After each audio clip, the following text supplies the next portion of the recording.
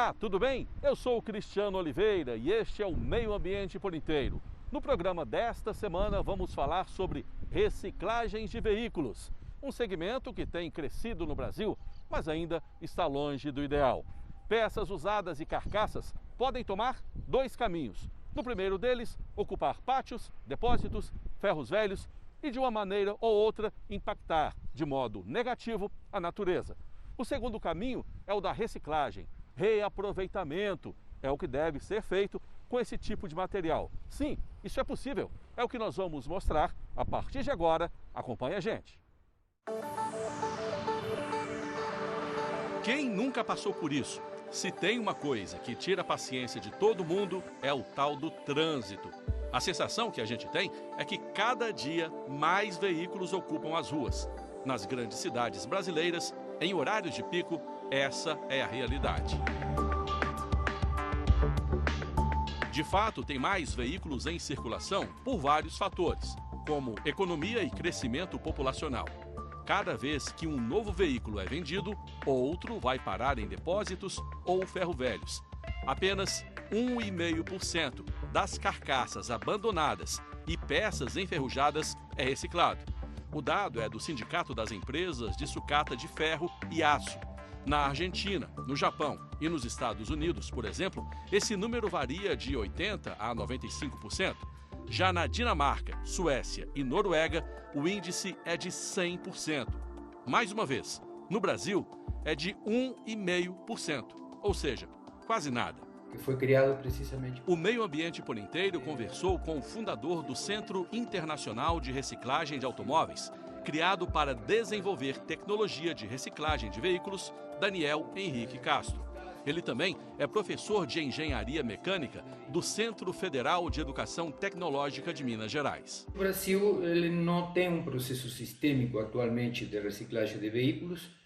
O que existe sim é um processo de desmonte, né, de veículos em fim de vida útil, provenientes em geral esses veículos de pátios dos Detrans, né? Todo mundo já conhece essa situação, né? Os departamentos de trânsito acumulam veículos, né? Por motivos, né, de infrações, né, no trânsito, e esses veículos ficam muito tempo, né? Depois de muito tempo, aí o governo faz leilões e através dos leilões, em princípio, algumas empresas adquirem seus veículos, desmontam precisamente para poder separar, né, algumas peças para venda. Isso está longe do ideal. Não reciclar quer dizer não reaproveitar peças e materiais que podem ser reprocessados pela indústria automotiva. Estudos apontam que é possível reciclar quase um carro por inteiro.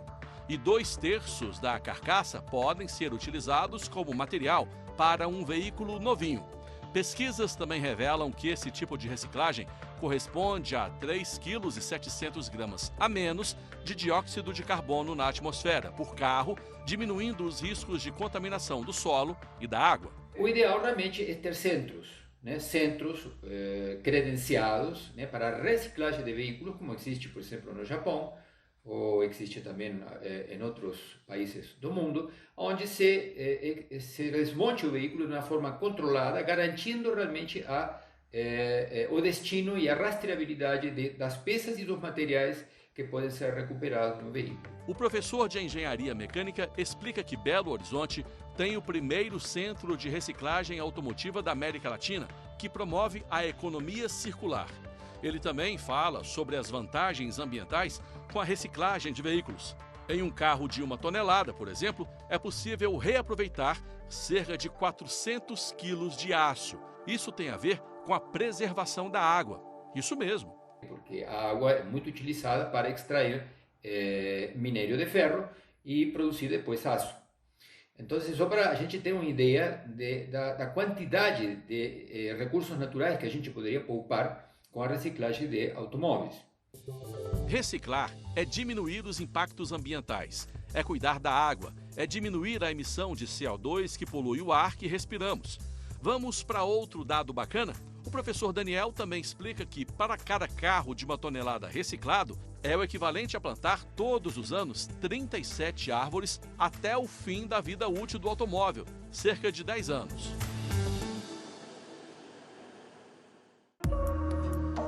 No Distrito Federal, em meio às carcaças empilhadas, encontramos o Paulo. Ele é dono de ferro velho há mais de 3 décadas. A maioria dos carros é de pequeno porte, comprados em leilões de órgãos públicos e privados. Todo esse material que chega aqui no ferro velho, nós desmontamos, recolhemos todos os óleos que são vendidos para uma firma de reciclagem de óleos. As peças automotivas que ainda têm serventia são guardadas para vender no varejo, e as peças que não têm mais serventia, que são peças geralmente de lataria, essas peças elas são levadas por um container que nós temos aqui fora do ferro velho, e esse container ele é destinado à reciclagem. Pneus que não servem também são vendidos para uma empresa de reciclagem. Aliás, tudo que não é utilizado vai para uma empresa paulista, que derrete o material para fazer novas peças automotivas. Na rua existem vários carros, vários tipos de carros abandonados que serviriam para o ferro velho. Nós dependemos aí do incentivo do governo para que haja uma proposta de renovação de frota para que esses carros se tornem mais acessíveis aos ferros velhos. Do Distrito Federal para São Paulo. Vamos conhecer agora o trabalho do Instituto Nacional das Empresas de Preparação de Sucata Não Ferrosa e de Ferro e Aço. O INESFA existe há quase meio século, com o objetivo de reunir, proteger e promover as empresas do país que trabalham com o processamento de sucatas metálicas. Fazem o trabalho de pegar essas pela internet. Nós conversamos com o presidente do Instituto. Está bem adiantado o sistema de destruição de veículos nos pátios aqui do Detran de São Paulo, né? Então tem muita empresa capacitada, né? Elas são totalmente empresas independentes, empresas que pegam os veículos nos pátios de sucata e compactam eles, porque ele tem que sair do pátio já destruído, né? E aí esse veículo é levado para o pátio das empresas e aí passa no triturador, que é o shredder, né? Que aí é onde ele faz a separação dos materiais metálicos e os não metálicos. Segundo o INESFA, cada tonelada de alumínio reciclado poupa a degradação com retirada de 5 toneladas de bauxita, e uma lata de alumínio reciclado equivale à economia de energia de um aparelho de TV ligado por 3 horas. O aço, ele tem vamos dizer, o benefício que ele é um material que você pode reciclar ele inúmeras vezes, diferente de alguns tipos, por exemplo, outros plásticos, né? Que eles têm uma limitação, né? De vida para reciclar. O aço não, o aço você pode reciclar ele inúmeras vezes. O nosso setor, ele tinha que ter também uma legislação separada, uma legislação tributária, sabe? Porque nós fazemos um grande benefício para socioeconômico e ambiental, né? E nós não somos lembrados, infelizmente. Já que o presidente do INESFA tocou no assunto, procuramos um advogado para saber o que dizem as leis brasileiras. Vamos começar pela Lei 12.305, de 2010, que trata da Política Nacional de Resíduos Sólidos. A despeito dessa lei tratar sobre diretrizes gerais, princípios, instrumentos sobre os resíduos sólidos, ela não classifica esse tipo de resíduo e toma por empréstimo uma classificação técnica advinda de uma NBR, da Associação Brasileira de Normas Técnicas. É a NBR 10.004 que classifica o tipo de resíduo metálico inerte não contaminante como classe 2A. E esse tipo de resíduo ele deve ser objeto de um plano de gerenciamento de resíduos sólidos. O seu gerador ele terá que disciplinar e obedecer às regras técnicas, às normas técnicas, quanto ao armazenamento, ao transporte, por exemplo. Além de advogado, Martinho é especialista em direito ambiental e mestre em desenvolvimento e meio ambiente pela Universidade Federal do Ceará. Para ele, a legislação em vigor poderia ser melhor e explica que os estados têm competência para incentivar a reciclagem. É o caso, um exemplo claro do Estado de São Paulo, que tem sua lei estadual a 15.276 desde 2014, tratando sobre o assunto. O principal ponto tratado na lei é quanto à preocupação da origem e do destino do resíduo metálico decorrente de desmonte do veículo. E isso tem, além de proteger do meio ambiente, evitado crimes em escala, uma cadeia de crimes como furtos e roubos. Aguarde aí, porque daqui a pouco a gente volta para falar dos impactos ambientais causados por carros que não são reciclados, ocupam pátios e depósitos. A gente volta já.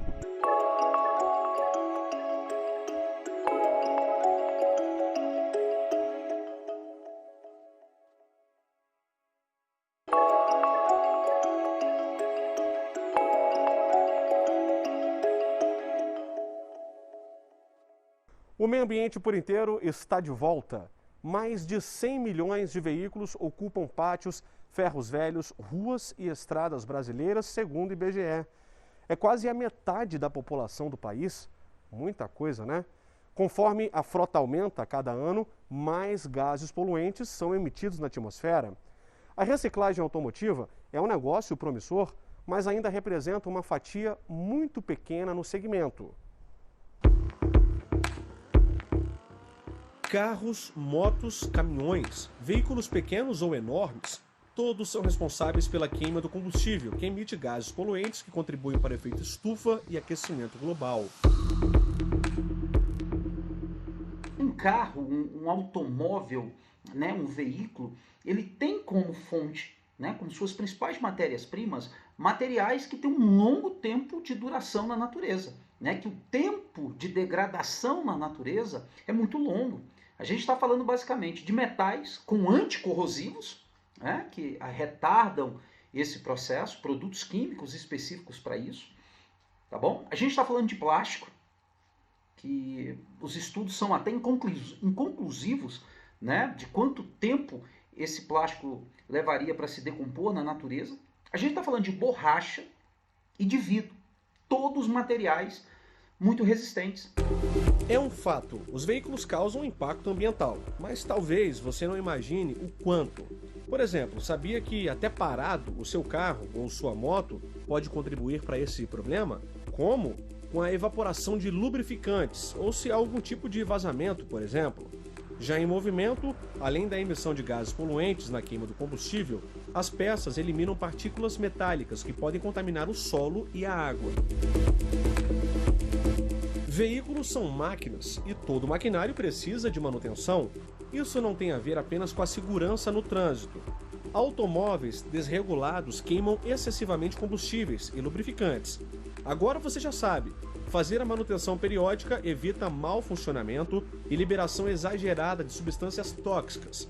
Aproveite a informação e confira se o seu veículo está em dia. Além de geógrafo, o Rafael é especialista em meio ambiente, recursos hídricos e bioma cerrado. Ele explica que, por ano, no Brasil são comercializados em média 3 milhões de veículos.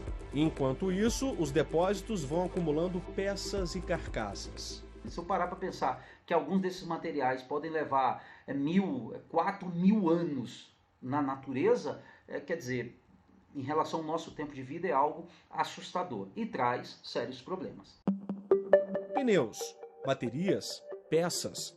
Mas não podemos esquecer dos óleos e lubrificantes, essenciais para o funcionamento de todo veículo. Aliás, eles são uma das principais ameaças automotivas para o solo, que abriga 1/4 de toda a biodiversidade do planeta. Sejam óleos minerais, sejam óleos sintéticos, graxas, não importa. Ele precisa de uma quantidade significativa de óleos e lubrificantes. E esses veículos abandonados, acidentados, descartados de muitas vezes, são descartados com óleos e lubrificantes. Não é feita a correta descontaminação. Preparamos uma arte para ilustrar o problema. Esse é um pátio que abriga centenas de veículos abandonados. Alguns já estão aqui há anos e não há nenhuma perspectiva de terem outro fim. Será que os óleos e lubrificantes que acabamos de citar foram retirados de cada um? Provavelmente não, né? Com o passar do tempo e com a ajuda da chuva, esses produtos tóxicos se infiltram no solo. Quando infiltra no solo, ou ele escorre até um corpo hídrico, ou ele escorre superficialmente por baixo da superfície, né, vamos dizer, angulado, um declive que vai formar um curso d'água nas partes mais baixas e vai acabar contaminando o curso d'água. Já falamos dos problemas, dos impactos ambientais e agora vamos mostrar um trabalho de desenvolvimento sustentável. O Meio Ambiente por Inteiro conversou com Paulo Almeida, representante de São Paulo de um centro de captação, separação e destinação de resíduos e sucatas, voltado para o segmento de oficinas reparadoras automotivas. Esse centro de captação ele foi criado essencialmente para a promoção da reciclagem dentro do melhor conceito de gerenciamento integrado de resíduos e busca integrar o segmento de reparação, seguros, indústria e manutenção automotiva, e ligado às novas práticas de gestão de conhecimento sobre a importância da redução, reutilização e reciclagem de resíduos e sucatas. São 3 etapas: captação, separação e destinação ambientalmente responsável. Como é o nosso dia a dia?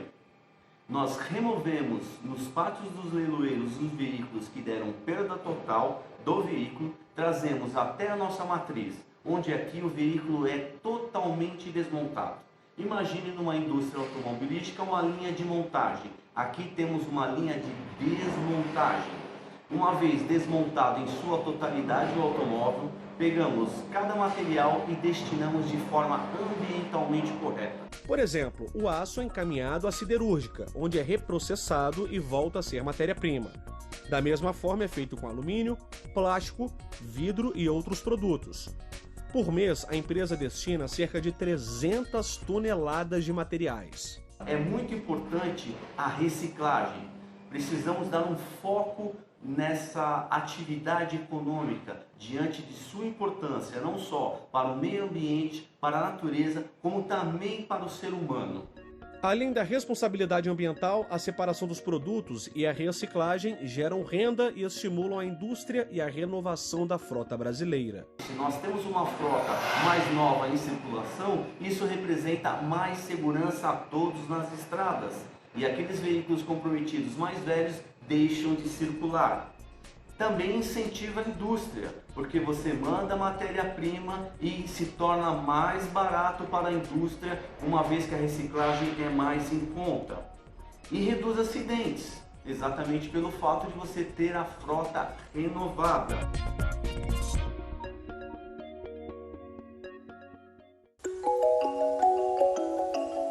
No próximo bloco do programa, você vai conhecer alternativas de reciclagem de veículos. Elas são práticas, eficientes, geram renda e ajudam a preservar a natureza. É rapidinho, não saia daí.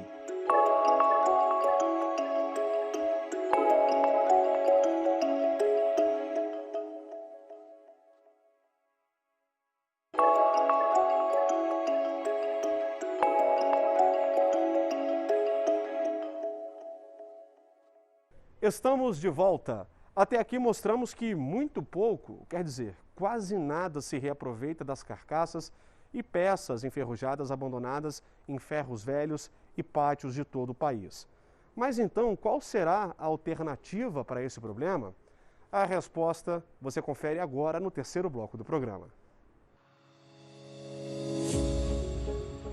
Todo veículo tem vidro e não é novidade para ninguém que esse material pode levar centenas de anos para desaparecer na natureza. Vidro pode ser um passivo ambiental ou fonte de renda, depende do que a gente faz com ele.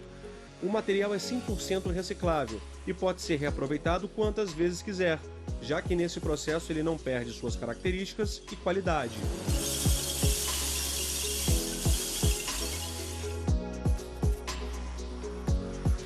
O Meio Ambiente por Inteiro mostra agora o trabalho de uma empresa de São Paulo que é referência no país por ser a única que recicla todos os tipos de vidro. Um deles é o laminado, também chamado de vidro de segurança, esse que a gente vê nos veículos. Pela internet, diretamente de São Paulo, conversamos com Juliana Schunk, diretora da empresa. Os vidros laminados são chamados vidros de segurança, porque eles são feitos de 2 lâminas de vidro com uma lâmina interna de polivinilbutiral, que é um plástico que recebe esse processo de fabricação para que, se no caso de um acidente do carro, o vidro não estilhasse. Funciona assim. A partir de 5 toneladas de vidro, a empresa faz a coleta dentro da região metropolitana da cidade de São Paulo. O material é classificado, pesado e o pagamento feito dias depois. Em seguida, o vidro é processado. Estamos falando de todos os tipos de vidro, como para-brisas, vidros temperados, laminados, de embalagem e espelhos, por exemplo. Atualmente nós reciclamos cerca de 3.000 toneladas desse material. Nós fazemos a coleta desse vidro em lojas de autovidros, em distribuidoras, trazemos esse vidro para a nossa unidade de Mogi das Cruzes, fazemos a reciclagem desse vidro, que consiste na segregação desse material, na moagem, na separação do vidro e do PVB, de forma que o vidro reciclado segue para um de nossos clientes, onde vai ser inserido no processo de fabricação de embalagens de vidro. Da reciclagem nascem novos produtos ou matérias-primas que podem ser usadas em vários segmentos da indústria. Esse tipo de trabalho não é apenas um negócio, mas um compromisso em preservar os recursos naturais e contribuir para um mundo mais limpo nos próximos anos. Juliana também explica que durante o processo existe o cuidado em reduzir as emissões de CO2, fazer uso consciente de recursos hídricos e o descarte correto dos materiais. Nesse processo nada se perde, tá? O vidro é um material que pode ser 100% reciclado, é um material que a gente costuma dizer que é muito amigo do meio ambiente. Nas estradas brasileiras, caminhoneiros cruzam o país de norte a sul. Sem eles, nossa vida para. Lembra da greve da categoria? O transtorno que foi? Pois bem, esses veículos rodam milhares de quilômetros e precisam de manutenção.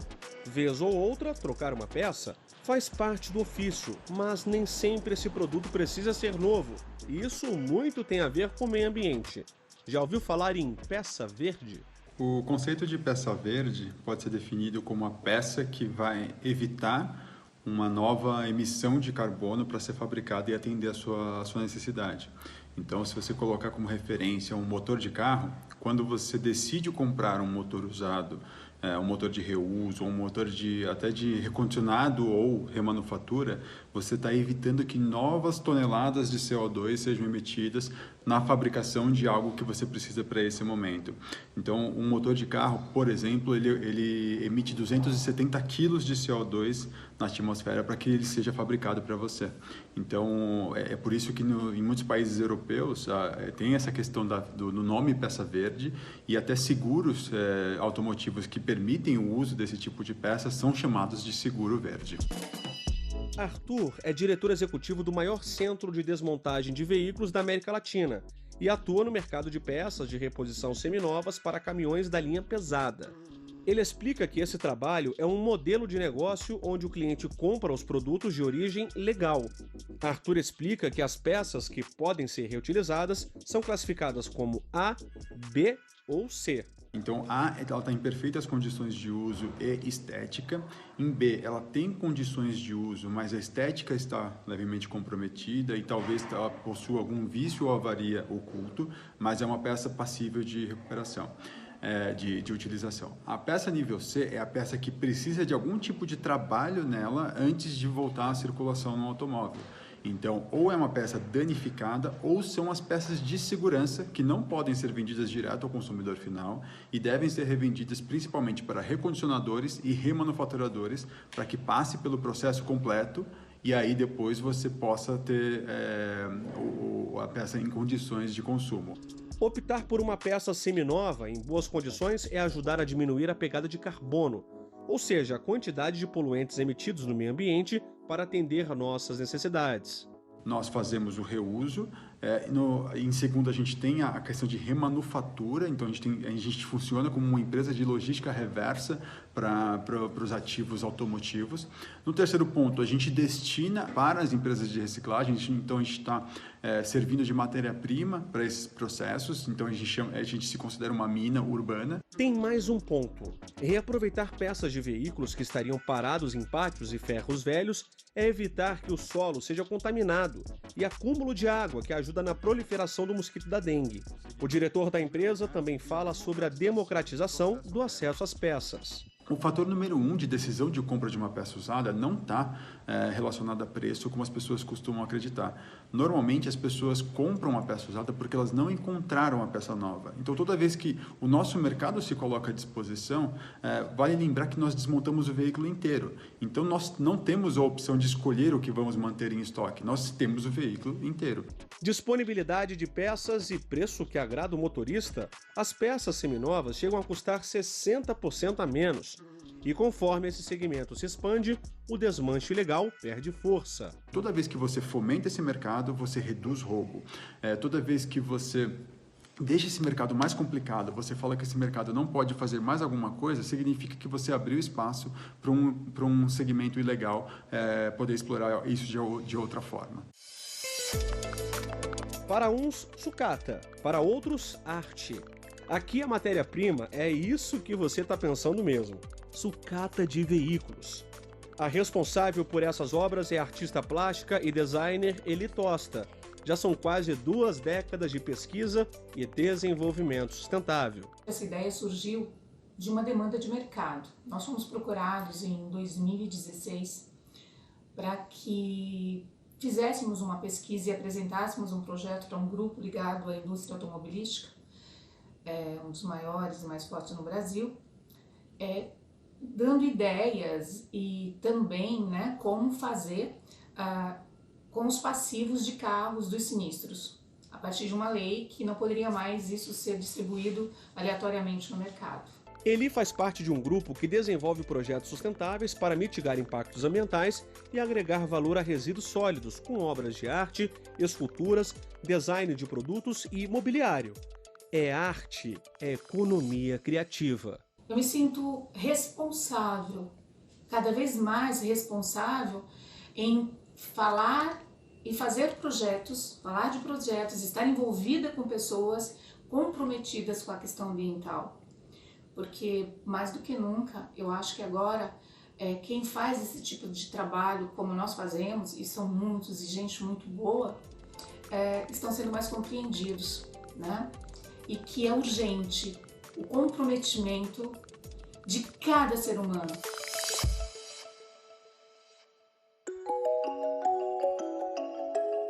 O Meio Ambiente por Inteiro fica por aqui. Quer rever esse ou outros programas? Acesse tvjustiça.jus.br.